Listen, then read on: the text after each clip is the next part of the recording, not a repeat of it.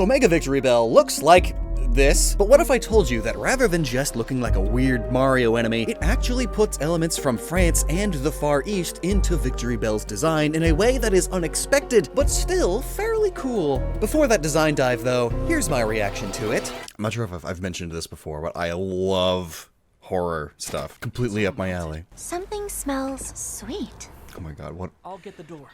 It's gonna be like a bounce suite or something. I couldn't even imagine them making a bounce suite. Anyone home? Spooky though. Sure is dark in here. Not bounce suite. Serena. See French. It's locked. Burlesque. Serena. Big like, oh, spooky fans, and then the reveal, and it's like, boo, but it's sexy because French burlesque. Serena. There's an idea. Oh, the Sableye was cute. That's my favorite kind of trope in all the Looks like indie a horror dead games I end. play. See something out of the corner, and then you look back, it's gone. That was scary. Imagine if Pokemon actually made a game like this. You know, just like a $10 little, starting to like, feel dizzy. 1 hour horror thing. The lights are on in that room. Maybe 3 hours. Whoa! Hold on! Wait, I know that cry. Oh. It's burping. With the music. It's kind of gross. Calm down! You know, I should have expected it just being a Mega. Just a single Mega reveal. So this disappointment, I feel, is not at all unexpected. Because it is just a Mega. They're all kind of disappointing, you know? It's what you would expect from a Mega Victreebel. All the Megas are just, it's the Pokemon, but again and more. So, there you go. It's a poison bag. Okay, why did it have to be horror themed? It's like I know like big plants and horror. What's that connection? The like Rocky Horror Picture Show? No, that's very different. Little Shop of Horrors. That's the one. Oh, and that's all the info on the site. And then it's just posted the 2 videos. Okay, so even Pokemon knows there's not much to it. A drawstring bag. Okay. It's like a drawstring bag filled with poison. But also, I know some plants do that. Plant with swirly vine? Those also have the right shaped leaves. Well, time for a brief bit of research, and then I'll be back. My lighting is different. A light broke. Pitcher plants, which is what Victreebel is, they do have coiling vines, but they don't just coil by default. Like, they can coil, like this, but it's not like they have really tightly bound coils all over like other plants do. And the reason plants do this is because they're trying to find stems or branches to hold onto to gain stability. It's a pitcher plant. It needs to stay upright, even when there's like a heavy mouse in there being slowly dissolved over weeks. So they need all the stability they can get. But they typically don't coil to this degree, let alone to themselves. Egad, it's like both inflation and autoerotic asphyxiation at the same time. You're welcome. The most fitting plants that coil the most aren't actually all that fitting. Grapevine, cucumber plants, squash. But you know, a hanging plant like a Victreebel could be mistaken for a hanging squash. Some people grow squash vertically on trellises and such, particularly around the Mediterranean and in French gardens. And squash, you know, they're hollow. You could fill them with poison liquid if you wanted, but still, pitcher plants, even the biggest of them, like the giant Montanay pitcher Nepenthes Raja, don't really have vines that coil too much.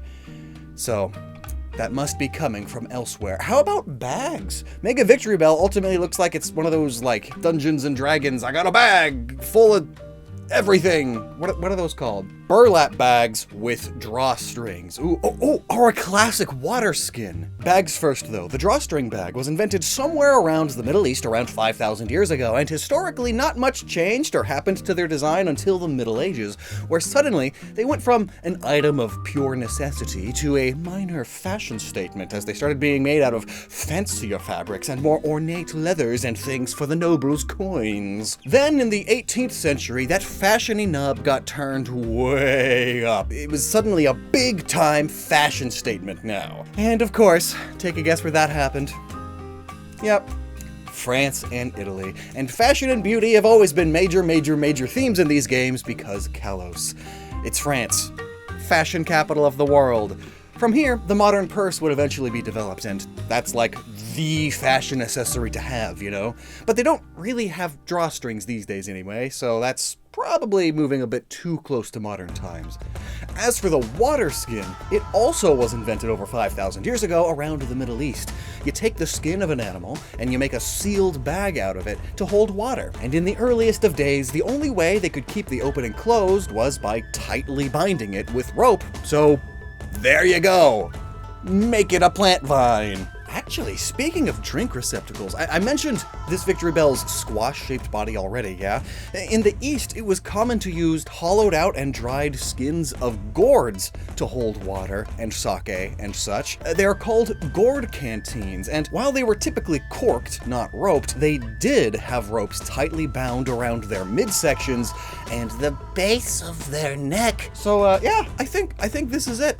That's kind of perfectly choking the plant out, ain't it? As for its hole, its poison can melt steel bit. That's not that impressive, actually. I mean, for a plant, yes. Pitcher plant acid functions similarly to your own stomach acid. It has a pH of 2 to 6, which lets it dissolve bug carapaces and rat bones with ease. And shrew poop! Look at this pitcher plant makes themselves smell super sweet to attract flies and things into their soup, but also these shrews come along to lick up its sweet nectar, and while doing so, it's a toilet plant now. But anyway, to melt or dissolve metal with acid, you need a pH level between 0 and 1. And oh yeah, the lower the number, the more acidic something is. And melting metal with acids is nothing too crazy. Watch this man kill his spoon.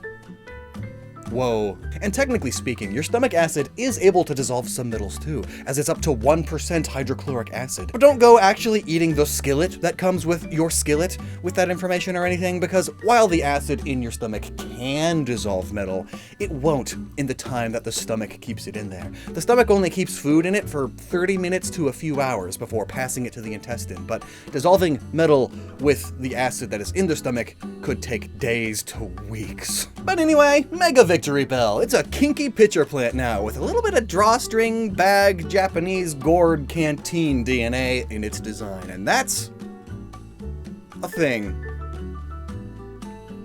Thanks for watching. Hope you learned at least one thing, and if not, I got this tattoo yesterday. That's a fun fact for you.